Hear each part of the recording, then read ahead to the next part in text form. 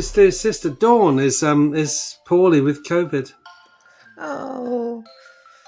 Yeah, she has been for a few weeks. I mean, to be honest, most of that side of the family's gone down with it. Because I only found out, was it 2 days ago? Or no, it might have even been yesterday. Because my niece tested positive on Tuesday. And on Thursday, I found out on Tuesday that she had tested positive. And by the end of the week, she was back to school. I'm like, what the actual? And it's like, no, that's the policy now. If you're, 3 days, if you're under 18, and you back and spread it around as much as possible. Yeah. But you will get me ranting very much like I did last night. Dom has already had to put up with me ranting about all this. So... Yeah. Hi, Dom. Hello. Hello. We've started recording. How's everyone's dinner? New policy, Dom. Yeah. I like it. I figured, where 3 or more are gathered, recording starts. I think it's a good idea. Because it means that we don't get this awkward dead space when I go, when Stu goes, we're now recording, and we all just forget how to speak for 5 minutes. Well, that was the policy when Stu used to work for the East German Stasi. So, his reel-to-reel tape recorder going. We have ways of making you silent. I have a question for all three of you, because I was reminded... earlier today of an old nickname that I used to have when I was at university. When I was at uni the first time, in fact. So it's a very old nickname. What, throughout your lives, have you ever had a nickname that you really liked and you miss having? I was never really cool enough to have a nickname. Aside from ones that I've given myself. I'll just have a little think on that for a second, because I think there's got to be at least one. To be fair, most of my nicknames have not been because I was cool. They have been forms of bullying. Well, usually they come from your surname, don't they? Like I was in the army with, in my platoon there was Trini Lopez and Billy Joe Spears, and but my nickname at school was Ned. Because Ned Kelly, Ned Kelly, and because that was when the film with Mick Jagger came out in about 1971, I think, when I would have been in the first year or second year at school, and I thought, stick with that, because as nicknames go, that's in a rough school, that's not a bad one. Given the things that rhyme with Kelly. Yeah, well, I used to get that as well. You have smelly belly with watching telly with jelly in his welly and anything. So I was quite pleased to get Ned. And a lot of my friends who, from that sort of time in my life, I'm still in touch with old school friends, still call me Ned. Wow. Yeah, so... Yeah, I've escaped nicknames. My parents were very certain to give me a name that couldn't be shortened easily. An aim has never stuck, so... Yeah, nickname free. You don't fancy AMS then, Amy? Nah. I respond to Amy, and that's kind of it. And that's it. Maybe we ought to start calling you Amothy. Nah, I won't respond to that. So have you had to think then, Dom? I have, and I have actually settled on one that I only had for a very brief period of time. Whilst I was working on a play a couple of years ago, a play called Pugilist Specialist by Adriano. I can't remember the author. Basically, it's a story about these 4 US Marines who basically go on a mission to assassinate kind of a terrorist insurgent and stuff. It's a bit more nuanced than that. It's really good play. I highly recommend it. But the cast that I was working with were a lovely group, a great bunch of actors. One of which was our mutual friend Molly, Stu. Mm-hmm, yes. And in addition to Molly, who, as you know, is a very tiny human being, probably even more tiny than Amy, if you can believe that. Amy's really tall. Just to I'm derail really that tall. for a second. In real life. Shockingly tall. But as part of that cast, there was a chap called Ross, and the best way I can describe Ross is he was a man mountain. He was just an absolute unit. Is that Ross Mackenzie? No, it's not Ross Mackenzie.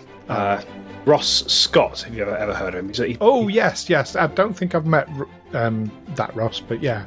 He's a lovely bloke, fantastic actor, and in the nicest way possible, he's an absolute unit. And a nickname that he gave me whilst we were working on Pugilist Specialist together was Big D, and I was like, oh, I like that. I'm being this just in giant of this giant of a man thinks that I am a big person as well. I'll take that, a Big D. So I like that. So whilst I was working on that play, I was known to them as Big D, and it was great. I loved it. Right. Excellent. Yeah, because we sort of bonded over like weightlifting and wrestling and all sorts of stuff. The name Big D came about. Great. Yeah, I remember when Pugilist Specialist was running. I didn't get a chance to see it, unfortunately, because I was working so much. But yes, I recall that. That time. A few years ago now. So what was your nickname, Stu? I was just thinking that. Yeah. So I've had 3 nicknames I can think of. One at school, which I absolutely fucking hated, which came from my first name, actually, not my surname, but my first name. They called me Potty. Because it was Stuart, Stewpot, Potty. Hated that. I had one when I was working. I had a brief stint selling used cars, and the people I worked with. Prior to that, I had worked in a pet store. Well, I'd basically run a pet store, PetSmart. So they called me Hammy. Like hamsters. Like the hamsters, yeah. Okay. That was fun. But the one I really liked was when I was at uni. I was one of the few people amongst my friends who had a car, because I'd passed my test when I was 17, got a car when I was 18.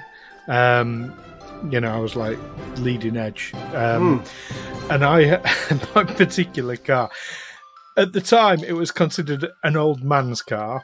Neil will undoubtedly recognise the car instantly. It was a Maestro, Austin Maestro. Oh god, yeah. And I loved that car, absolutely loved it. And my friends, because I was the only one with a car, they called me Maestro, and I liked that. Maestro. Really That's liked a nice that. one. I heard someone else called it recently, and it reminded me of the days when I was called Maestro. Being called Maestro is nice, apart from when it's in reference to an Austin Maestro. They're great cars. Or back in the day, they were great cars, and I won't see them knocked. That was like the bigger version of the Metro, wasn't it? Yeah, the Metro was the little one. The Maestro was the mid-size one, the hatchback one. But the big one, of course, was the Montego. Okay. And I've had all 3. I've had the MG versions of all 3. I had an MG Metro of all 3. My MG Maestro used to speak. It had a computer that spoke to you. It'd tell you, like, the door is ajar. So you feel a bit like Knight Rider? Yeah, it did. Very much so. Very much so. But I love my Maestros. But they did have a real reputation. The boy racers all had escorts. Ford Escorts, Neil. And but Maestros were considered old men's cars. They were the follow-on to the Allegro. Yeah. Yeah. Which you'll remember. Well, there was the earlier generation that was, because when I was in the army in Germany, and they were trying to get us to, we were buying duty-free cars, and they were trying to deter us from buying cars locally on the German market when we get, you might buy a Volkswagen or something, or an Opel. No, they didn't want that. They wanted you to go to the NAFI and arrange to have a British Leyland car shipped out from Britain, on which you're paying. Yeah, you might be because getting a that's tax. economically responsible. Yeah, and it was at the time when cars in Germany were much cheaper than cars in Britain were much more expensive than on the continent. And when firms were asked to justify, they'd talk about something about because we've got to make it especially right-hand drive and all this. But the range of cars there were the MGs. Yep. There was the MG, BGT, and the Midget. Yep. But mainly it was things like the Morris Marina, the Austin Allegro, which came with a spare steering wheel. Yeah. And the very large I don't know, and the very large Austin Princess. Oh God, yes. They did a Vitesse version of that. Yeah. And I seem to remember something called an Ambassador as well. I don't know if that was a version of the. They're rare as rocking horse droppings. Yeah, and they were shit. They were really shit cars. They were breaking down all the time. Austins, I liked Austins. I mean, yeah, they did break, but they were really easy to repair. I mean, one thing I noticed the thing that struck me when I first went to Germany was all the Germans drove German-made cars. They're all driving VWs, Opels, BMWs, Porsches, Mercedes. And then when I went to France, I noticed that they're all driving French cars. They're all driving Renaults and Peugeots and Citroëns. But then when I went to Holland, I realised that they had more of a kind of range of cars. They're more inclined to buy Japanese cars and things. But again, noticed there were no British-made cars on the road. And they said, well, no, they've got such a terrible reputation. That everyone knew someone who'd had one that had broken down and needed a new part, which had to be ordered from England. But they couldn't get it because there was a strike on somewhere. That was the reputation. So, yeah, just buy the things. Yeah, British-made cars. What happened to our car industry now? That's what it's missing. Wow. Isn't it? At the risk of getting political, I think Thatcher happened to our car industry. It did. Yeah. Well, I don't think it was great before, was it? And the British Leyland and the Fords at Dagenham. I mean, they had. But I think, my political stance will say that there were lots and lots of strikes. But when I see a strike, I think that's not the workers being militant. That's management imposing all kinds of shit on them, which they refuse to accept. And that was kind of the excuse, this union militancy, which brought Thatcher to power. Yeah, and then she just wiped all those industries out. I take a middle line view on that. I think today, yes, like we've got the railway strike and all that, and I'm very much in support, and people don't strike easily. But I do remember wildcat strikes, and to be honest, that's too much. That's too much power in the hands of the union. I think there is a middle ground to be had. Yeah, I don't. I mean, the idea of there's no tea left in, no tea bags left in the pot. Right, everybody down tools and walk out, and that was happening. Yeah, I think that's a bit ridiculous. I think if you've got actual issues to work on, like pay conditions or working conditions or all that sort of thing. Totally. But no, wildcat strikes just about hand. Yeah, I have to wonder how much of that was the work of agence provocateur, because that's playing right into the hands of the Daily Mail, isn't it? Mm-hmm. You call a wildcat strike over something really trivial, that's going to be front page of the Daily Mail the next day. Oh yeah, totally. And fuel for the Tories to crack down. It was leapt on. But that's why I think there is a middle ground to be had. Also, I grew up in a pit village in the middle of the miners' strike. And my father worked for management. I mean, he worked in purchasing. He had nothing to do with the whole reason why the strike was happening. But I had to be taken out of school because I got put in hospital because my dad was worked for management. Shit. Speaking of things that are about to be put in hospital, you got Barghest to fight. Yeah. Hopefully, it won't be us going. That's it probably will be, knowing our luck, because someone jinxed it last time. Should we have a super quick recap from you guys on where you currently stand? What happened last time? I think we've missed something, Dom. What have you missed? Oh my god, you're right. I got so into that preamble. Happened. It's finally happened. We don't know who's here. I don't know who I am. Welcome Where back, are listeners. we? What's going on? Welcome back, listeners. Thank you for your patience with this 15 minutes whilst we tell you what we're doing here today. Welcome back, listeners, to Tales from the 20 Side, a Pathfinder 2nd Edition Let's Play podcast. My name is Dom, and I'm your GM for this game and for many others. And I'm joined by Stu. Hello. I'm joined by Neil. Hello. And I'm joined by Amy. I exist. Oh my god, 116 episodes, and it's finally happened. Oh dear.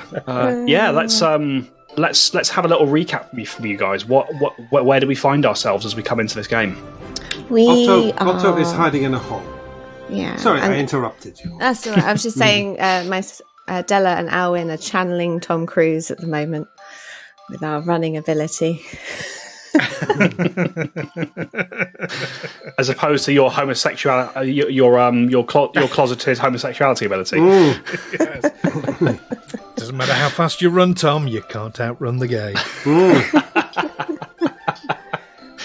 You can't. No. However, you will with your gayness, your unintended gayness, you will induce lots of young men to want to join the military and have some of that hot action that's going. There we go. Speaking of hot action, hopefully not hot action, because as we know, fire is bad. Yeah, you've got a Barghest in front of you. Yeah, speaking of militant action. Yeah, so where are we? Dela's in position, Chardonnay's in position, Alwyn's almost, not quite in position. One more move, but the Barghest is hot on our heels. He is. I'm saying he. Haven't checked. Haven't asked. The Barghest is. Yeah. Is chasing us, and we've just had an assist because it looked like the Barghest was about to figure out what was going on. What's going on? And do you know what we never mentioned last episode as well is our ghoul scarecrows inside the Vernal Prison. But I would say if this Barghest was intelligent enough to figure out, or to get close to figuring out what might be going on, probably wasn't going to fall for it. We've got redundancies baked into the plan, so the plan cannot fail. Let's be fair. You've had a number of wins on your plan so far. Something had to quite not go right, didn't it? Yeah, absolutely. Oh no, I think we're doing well on this plan. I'm going to get told off. Yes, off by you Amy. are. Stop jinxing it. Ooh, let's just walk under a ladder, shall we? Alwyn, in his head, has been contingency planning. I'm curious to know if Otto and Dela have been. There is no plan B, because plan A is going to work. That's a no from Dela. What about Otto? I feel like Otto is always contingency planning. I think he has a plan to kill everyone he meets. It's always a good policy. There we go. All right then, folks. Let's get back into the action. To bring us back in, we are just about to come on to Alwyn's turn. However, just before we get there, this Barghest that was kind of looking around, perhaps about to figure out what was going on here, is struck in the behind by a bolt of crackling and black and purple light that streaks off from the remains of the clock tower where Otto is hiding. You see kind of just perched there on a loose bit of wood.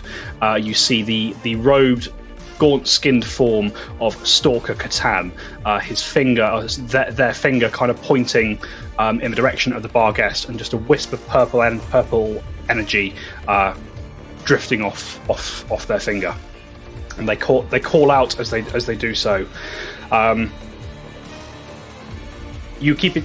We need to keep it busy. I will attempt to weaken it. Creepers, move in. And you see the shadows around you once again shift in a very familiar manner as 4 of these smaller, gaunt-skinned creatures that you know as creepers appear from the shadows around you. So, they're around Dela and Alwyn. Yes. So Dela, you sort of look to your right and you see one emerging from. Looks almost like it's melding out of the ground, but it's actually coming from behind a boulder or something, about 25 feet to your right. Yeah. Basically, they're kind of surrounding the entire battlefield. I don't want to go into too much detail about where they are. If it becomes relevant, if you need to know, then by all means ask. I've just realised why Otto was asking. They are clear of the thoroughfare into the ice cleft. Yes, I've seen them appearing and wondering, did we tell them what the plan was? I'm sure we did. We did. Everyone very knows the much plan. so. We've shared everything. Yes. We asked them to help. Yeah, This is that's all why they're part here. of the plan. Oh, good. Why they're Good. It's a good job you asked them, because otherwise it might have turned tail and run at this point. There we go. All right. At the end of the Barghest's turn and Catan's turn, it is Alwyn Templeton. Okay, so the first thing Alwyn's going to do is step away from the Barghest. Yep, in the direction of where you want to be. Yep, in the direction of where he wants to be. I can get there in a single move action, can't I? Yes, you can. That will be the second move action, so I want to be to the side of Chardonnay. Yep. So you've got the Vernal Prison, Chardonnay, Alwyn. Yes, If that makes sense. that does. And final action. Noe's in place. Dela's in place. We're ready to battle the Barghest. He's going to raise his shield. Raise his shield, very sensible. I like it. Sort of just rushing in, pressing your back against the ice of this icy wall. You take a second to catch your breath, and then you settle yourself behind the shield, ready to defend yourself. The end of Alwyn's turn. You all hear a slight whooshing noise, and you see a puff of smoke appear on the very tip of the tower where Otto is currently standing. And you see the red-robed form of the Red Raven appear, and you see she appears to be kind of just getting into a good position to have good sight on the battlefield here. But you see she does draw her bow almost as a precaution. Otto, we're round to you. So the Barghest is now between me and the place I want to put it. It is. What I would say is the Barghest is still a good 30 feet from the entrance to the prison. Now, your crashing wave, rules as written, it doesn't actually push a creature. However, for the sake of having this plan work, it is going to push it. However, right. you think it's probably not going to push it far enough. So you ideally, Otto, you need it to get a bit closer. And do I need to get a bit closer as well? So currently, you are hidden in your little pile of rubble. You are. If you were to move next to it, it would cost you 20 feet of movement. And 20 feet of movement. But how far am I, as I am, from the Barghest and the? I mean, how far beyond me is he? Like I said, so he's essentially 20 feet from you. 20 feet. And also 20 feet from the. Yes, about 30 feet from the entrance to the from the entrance to the ice cleft. I think I just need to be ready. I need to wait until he's a bit closer. Yeah, you can. I'll tell you what, Otto, would you like to delay your turn? Yes, I would. That is what I meant. That's exactly what I meant. So, what that means is, Otto, as a free action at the start of your turn, you choose basically to delay your initiative. That means you can basically jump in are at the end of any other creature's turn. Right. So when I end someone's turn, you can choose to call out, I want to jump in here. If you go an entire round without jumping in, you go back to where you were and you basically lose that turn, if that makes sense. Right. Alright, so at the end of Otto's turn, we are on to the Caligny Creepers, and you see the 4 of these creatures, they come sort of darting out of the shadows, sort of from behind broken buildings or from under rocks, or even one of them, as mentioned, appears to just almost meld out of the shadow itself. But they are going to move forward. You see they come rushing forwards. All of them pulling daggers from their various holsters around their chests, and they fling these daggers at the Barghest. You watch as these daggers, they come basically streaking toward the Barghest, and on this particular occasion, even though there are 4 of them coming at it, you see the daggers basically glide almost harmlessly off the creature's hide. The ones that do hit kind of just stab into it and sit there, and as the creature sort of twists and moves, they clatter to the stone with no injury, seemingly with no injury dealt. That will end their turn. It's Dela. Okay, so I'm in position, so I don't want to get myself into the firing line.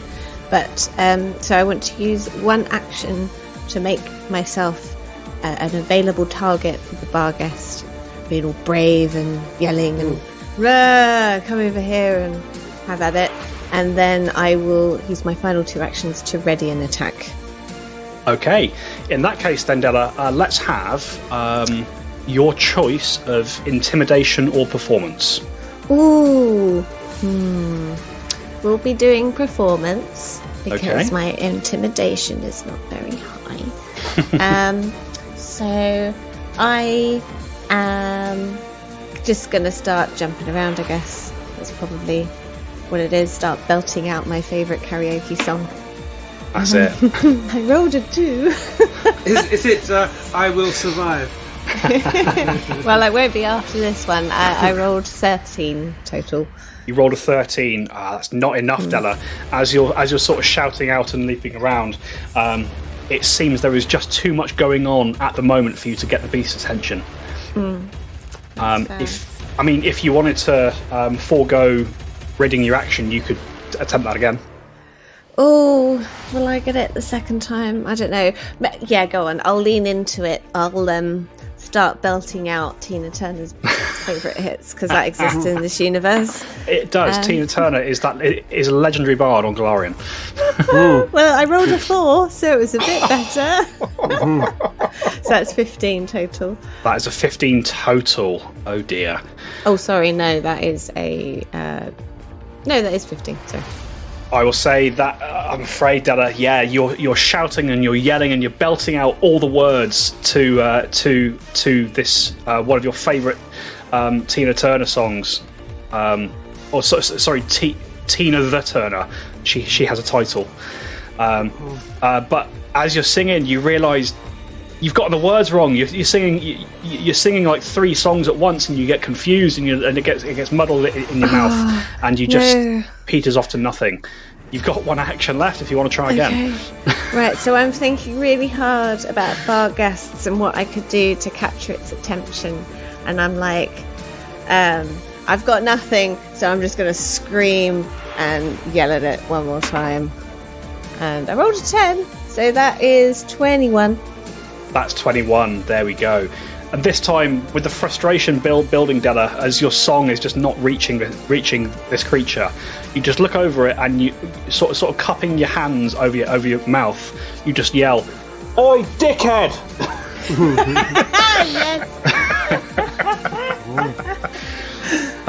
Which seems to get the beast's attention.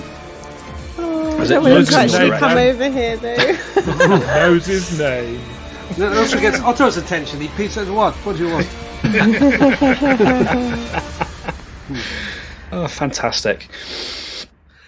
Oh dear. Right. End of Dela's turn. We are round 2. We are actually round 2. The Barghest. A bit. Come and have a go if you think you're Barghest enough. But you have its attention, Dela. Yeah, sort of seeing these the creepers come moving towards it. It is actually going to. Yeah, it sees that it's surrounded. So here's what it's going to do. As it sees that it is surrounded, and you're calling it in its direction, in your direction. You watch as it sort of glares at you for a second, Dela, and you watch as it breathes. It breathes a sort of. And as it does so, you watch as its muscles swell and its form grows even more gigantic than it was before, as it casts enlarge on itself, becoming a huge creature. And as it does so, it begins to plod in your direction, Dela. Oh, wonderful. But that is going to end its turn. So how far from the entrance is it now? It is currently, Otto, from the entrance. It is 20 feet from the entrance. However, it has also moved very slightly off to the left-hand side. It's not such a clean shot into the cleft from where you are. And how far is he from me now? From you, Otto, he is 40 feet from you. I think I need to break cover. I think I need to move into a position. All right. So you want to jump in there with your initiative? Initiative. No. So do you want to jump in there? Is what I'm saying. So at the end of the Barghest. Yes, I'll jump in there. Yes. Yeah. Perfect. And I'll stay behind him, but I'll get myself into a position. I need a straight line between myself, him, and the entrance. So I need to. Okay, skitter around, but make sure his back stays to me. Yeah. So you can absolutely do that. What's your speed, Otto? With Fleet Step, it's let me just check. 3 times your speed or something. Oh gosh, that's good. Can I get that? I gain a 30-foot bonus to my speed, which was 20. Which was... Yeah, I think it was 20. So, oh, yes, 20. So I can move 50 feet in each go. Okay, perfect. So, so your first action, you break cover. So you were there. Let's figure this out. 10, 15, 20. Okay, so with 20 feet of movement, you kind of pull yourself out of this collapsed clock tower, sort of assessing the field in front of you, Otto. Crashing wave. Am I right in thinking that is a 30-foot cone? Yes. Okay. You estimate, Otto, that with where you currently are, you need the Barghest to be perhaps 10 feet closer to have a good chance of getting it in. But you can maneuver yourself into a good position where you do have a clean shot at the Barghest to potentially push it into the ice. You've got 2 actions left. Yes, that's what I'll do. I'll move into position where I can hit him with the full force, pushing him in the right direction.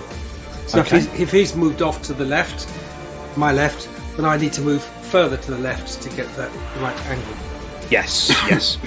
Actually, the width of this entrance isn't super narrow, so you could, it's actually quite wide. So you don't need to go sort of super far left, but you certainly move more left than you would have originally been planning. Yes. And how close to the Barghest do you want to get? How far am I from him now? So as you break cover, you are. You're 30 feet from it. I'll move another 10 feet closer. Another 10 feet closer. Very sensible. His back is to me, right? I'm staying right behind it. For the time being, I mean, there's no such thing as facing in Pathfinder, but certainly for the time being, it is occupied with Dela. However, you are now out in the open. If it turns round, it will probably see you. So you've got to rely on your allies to keep it busy. All right. End of Otto's turn. We are on to Stalker Catan, who sort of calls out, "Yes, that's good. Keep it there if you can. Perhaps a little closer. We've almost got it." You see another streak of this black and purple energy comes shooting out. This time, however, Catan's aim is slightly off, and the Barghest, perhaps sensing it, leaps into the air with its hind legs as the bolt slams into the rock, dealing no damage. Otto, you hear him sort of saying, all right, perhaps a different approach is needed. And with just a whisper on the breeze, you watch as he vanishes from sight, and you see him reappear on a little way away in the thoroughfare. That ends his turn. Alwyn, we're on to you. Okay, and how far away from Alwyn is the Barghest? From Alwyn, the Barghest is 25 feet. Perfect. Alwyn will, with his first action, rush up to the Barghest. Okay. With his second action, he's going to take a strike at the Barghest, whilst calling out, "Hey, dickhead! If you were any more inbred, you'd be a sandwich." Good one. I try not to laugh too loud because I don't want to. And a 29. Yeah, somewhere in a parallel universe, a pirate captain chuckles to herself. Yeah. Oh dear. Yeah. Okay. All right. Sorry. 29 29. I can tell you is a hit, Alwyn. Okay. Have yourself 11 points of damage. Have yourself 11 points of damage. Oh, it's the wrong time of year for that. Yeah. And with the third action, taking a deep breath because he knows what's coming, he's going to move the full 25 feet back to where he was. Okay. I know, but Brave. I haven't got the actions to step away and then move, so... Okay. So as you step away, the expected swipe comes towards you, Alwyn, with a 22 to hit. Oh, needed a 23. Oh, yeah. Nice. Nice one. So that moment of preparation was enough to get you away from it. Fantastic. That's you all done? That's me done, back in my original position, but having struck the beast and hopefully drawn it in my direction. Hopefully That's what I'm hoping. Hopefully so. End of Alwyn's turn. It is the Red Raven. See, she actually is going to do the same as Otto. She seems to just be waiting for something for the opportune moment here. End of her turn. We come on to the Creepers, who are going to, once again, they kind of move forwards to get within dagger throwing range, now forming almost a gun line's the wrong term, but it's that kind of effect sort of behind it as they come rushing towards it. It's daggers spinning in their hands. Okay, and this time you watch as they throw their daggers.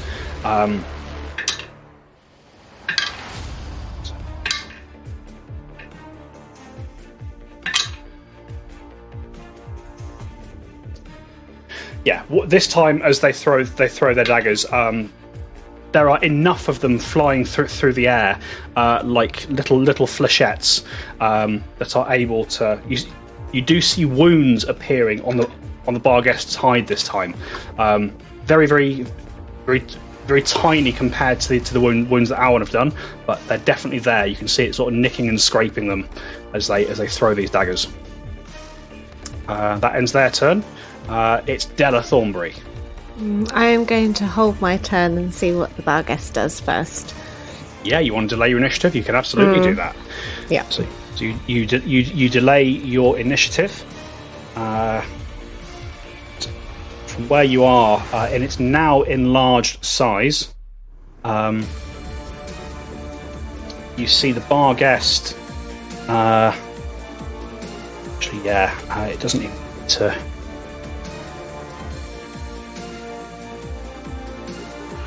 Okay, yeah. So as it from where it is, it sort of feels these knives cutting into its flesh from behind. It turns round and with a now very lanky-looking arm, swats at one of the creepers.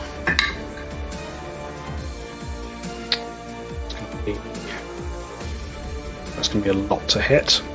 Liberating step if I'm in range. You are not in range, Alwyn. No, where you okay. moved away, these creatures are not. Of course, I've moved 25 feet away from the Barghest, so I can't be in range yet. Have indeed. Unfortunately, that is the perils of getting out of the way. 32 to hit. That does. That is a critical hit against one of these creepers.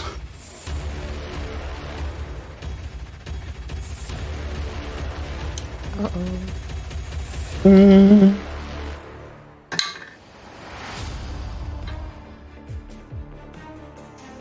Okay, you watch just with a single swipe of this claw, it basically turns around and rakes the creeper's body. As the creeper is struck, you see it bursts with a flash of light and disintegrates into almost nothing. You hear a clatter as its equipment drops to the ground. For its second action, it's going to turn back round towards the thing it was interested in a second ago, and it's going to make an attack against Dela.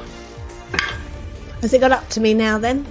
It doesn't need to. It has extra reach at this point, where it's so big. But that's not so good to hit. It's 11 on the die, minus stuff. Claw is agile, 7. 24 to hit, Dela. That hits. That's a hit, okay.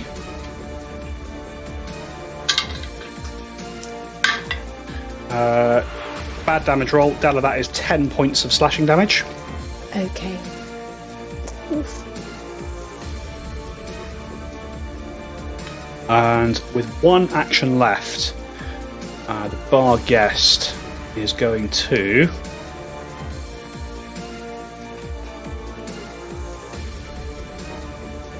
the Barghest is going to sort of... Can't go that way. It looks around confused, and in its confusion and its anger, it just lashes out again at something within range. In this case, it's going to lash out again at Dela. And with a 3 on the die, I suspect that's going to hit with a 12 total. Sorry, a miss with a 12 total. I was going to say, I know my AC is pretty low, but it's not that low. All right, that's a miss from the Barghest. Ends the Barghest's turn. We're round to Otto. It's still not quite near enough to the cave, is it? No, it has moved no closer. I mean, if you wanted to attempt your crashing wave to see how far you could push it, you could try that. I have two level 3 spells left anyway, so yes, I'll do a crashing wave. I'll do it now. All right. Sort of seeing a potential moment as this beast is being very stubborn and almost refusing to go where you want it to go. You think to yourself, all right, I guess I'll make it go where I want it to go. Call this wave into your hand and you thrust it towards the creature. What kind of saving throw is it? It's a... it doesn't say. It's just a 66 damage. Oh, so basic reflex saving throw. So Basic reflex. All right. As it's a cone, do any others of us need to be? No, you are all positioned currently in a way that you're actually outside the cone. It's part of the plan. So it's almost like you put a bit of planning into this when you knew this was happening. Okay, so a basic reflex save is going to be 29 against your spell DC, Otto. my spell DC is...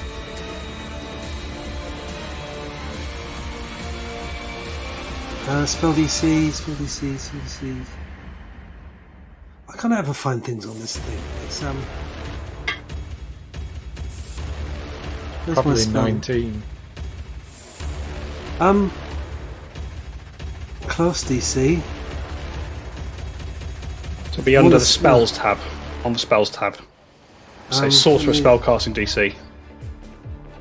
Oh yes, a 22. 22, very nice. So yeah, roll 6d6 for me. 66.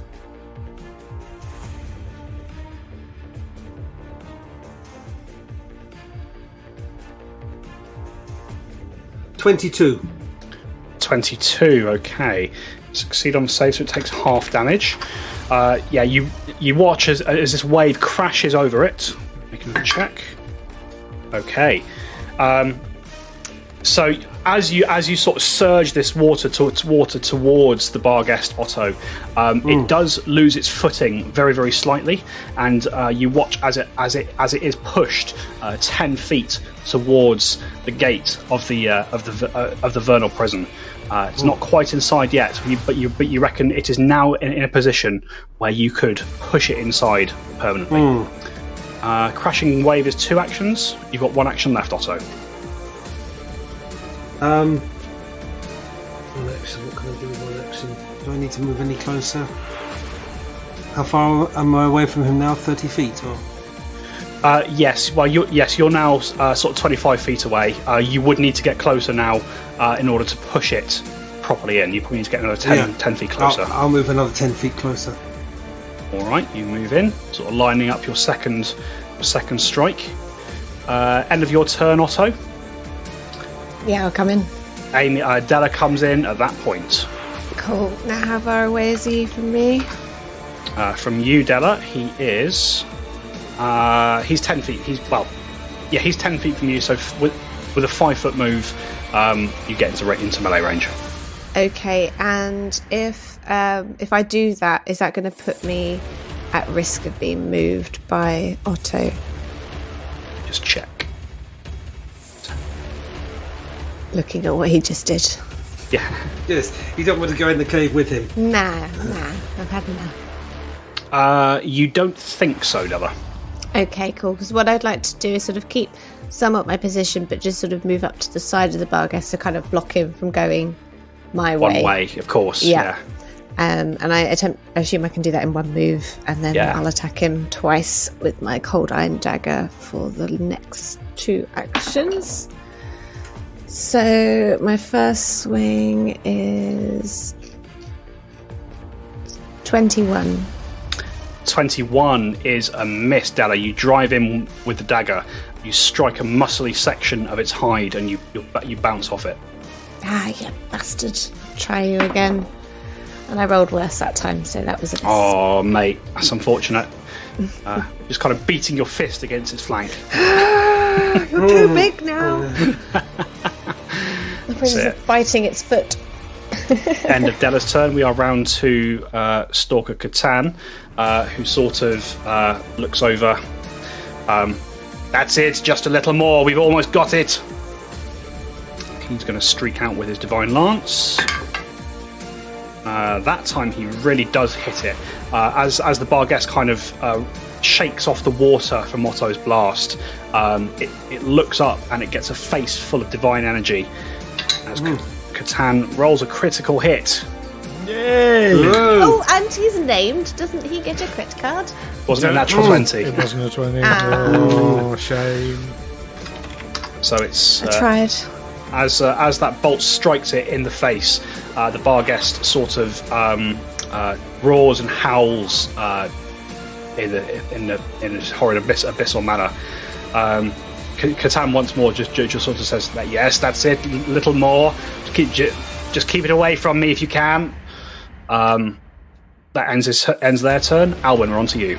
So, having seen Dela come up to the beast, given the size of this creature now, it's enlarged itself. Does Alwyn think it might be possible to get into a flanking position with Dela and still not be pushed by the crushing wave? Let me have a look. No, not to get into a flanking position. You could get into range and strike it, but you would be at risk of being hit by the wave.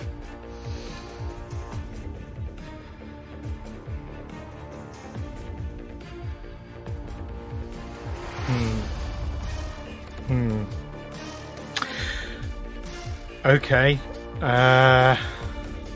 Alwyn's going to do the same as what he did last time. Then he's going to. He will move. Well, assuming I can get into flanking with Dela in one move. Yes, easily. It's been pushed within 10 feet of the mouth of the ice cleft. Okay.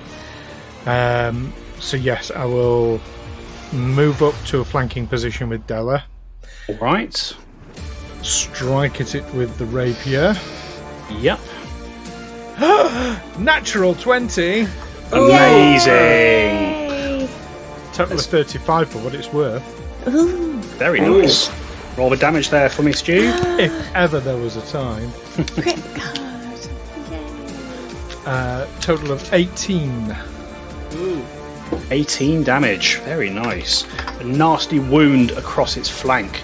And this time, Alwyn, as you stab in, the creature does seem to notice you. It's like it sees you for the first time as you drive the rapier in, and it just looks at you, and you get this look of malice as you strike into it. Okay. It was What's the benefit of that?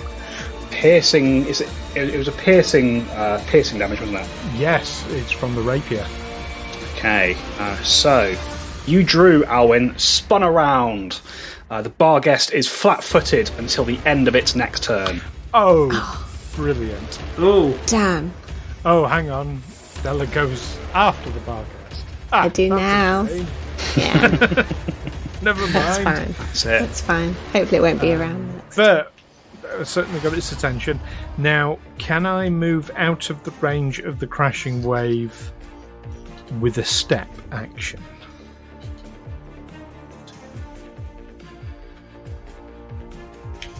Yes, you can. Right. That's what I'd like to do. Back in the direction I've just come from. But, yes, a step action to avoid the Yeah, you dreaded- take a step, being pushed in with it. Absolutely. I'm not thinking to avoid the attack of opportunity, but yes, that as well. Oh, fair enough. That's well. Fair enough. All right. End of Alwyn's turn. We are round to Red Raven atop the clock tower. You can see she's beginning to focus some sort of magic into her hands. There is cold blue light building between her fingers that she's stretching out and creating almost a lattice work. And she calls out to all of you. She calls out, "I can't hold this for very long. If we're going to do it, we need to do it now." End of her turn. We are on to the creepers, which are once again from where they are. They just moving forward, attempting to drive this thing further and further toward the what's the word I'm looking for? Why has my brain just failed? Left. Fuck. The hole. There we go. Thank you, everyone. They rush towards it once again, sort of daggers spinning as they do so. Okay, that time it's a lesser hit, but it's still a hit regardless.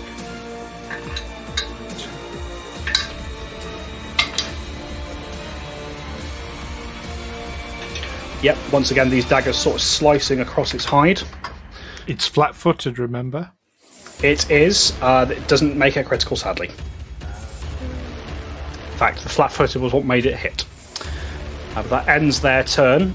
We are back around to the Barghest. And the Barghest looks around at everything that's going on here. Looks at all of you. Looks at this ice behind it. And this time, Alwyn, you do see fear in its eyes. And all of you here, up until now, you've just heard this sort of growling, guttural noises coming from its body. But this time, it speaks to you in common. No, I will not go back. You will all die with me. And it opens up its mouth as a torrent of green gas pours forth from it. And it's going to... Now, where can it get the most of you? Well, we're all nicely split up. I know. Such a good plan. Tell you what, though, there is a lovely spot just behind it where a sorcerer just tried to push it in with a wave, where it can hit a whole bunch of people. Otto, I need a fortitude save, please. But it's not Dela and Alwyn and Chardonnay, so it's fine, yeah? Fortitude save. I mean, Rolf's got good fortitude, right? 20. 20. On the fortitude save. Apparently not. Okay. So Otto's going down. You're not getting your second wave.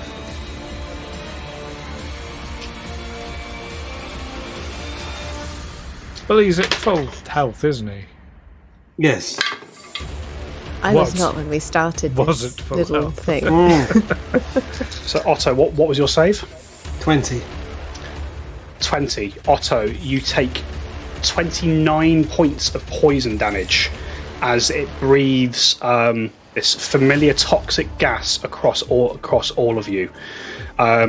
You watch as the two creepers who are next to you are sort of throwing daggers as well. Let's see how they fared.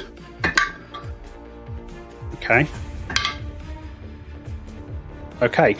You see their skin blisters and boils. Sort of blood starts to pour from their eyes, and they cough and they choke. But they are just about still standing as this as the gas dissipates.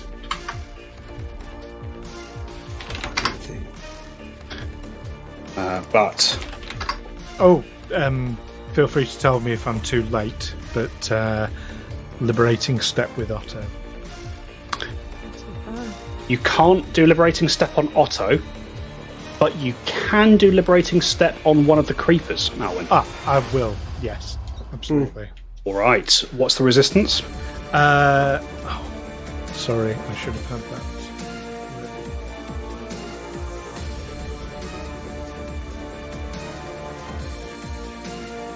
2 plus my level, so 8 points of damage. 8 points back, very nice. So yeah, you see one of these creepers comes coughing out of the cloud, looking far better than its companion. They're both still heavily injured, but they are both alive, which is the main thing. And then with its last action, Barghest will... Can't do that. That's 2 actions. That's 2 actions. All it's got left is it's going to make a swipe at... Yeah, you've just stabbed him quite nastily. It's going to make an attack towards Alwyn. With its claw. 19 on the die. That is going to be 36 to hit, Alwyn. That is a critical hit. Oh no, we were doing so well. We still are. Don't jinx it. Yeah, don't jinx it. Wasn't me who jinxed it. Whose I idea have a was different this? idea of jinxing.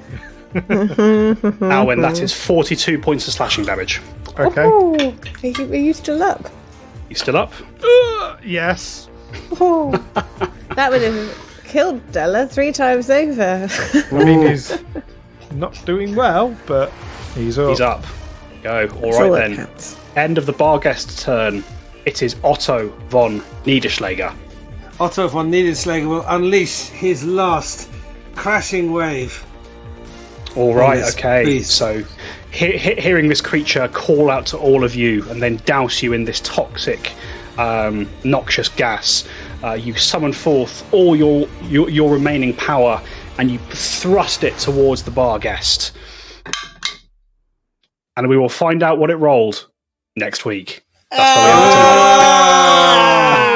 have tonight. Bastard. That's what I live for. Oh, that reaction has just taken 3 whole years off my life. Oh, that feels good. Wait till we get hold of you. It'll take a lot more off. Anyway. Cliffhangery. Oh no, you've got Cliffhanger. to wait now. Oh my goodness.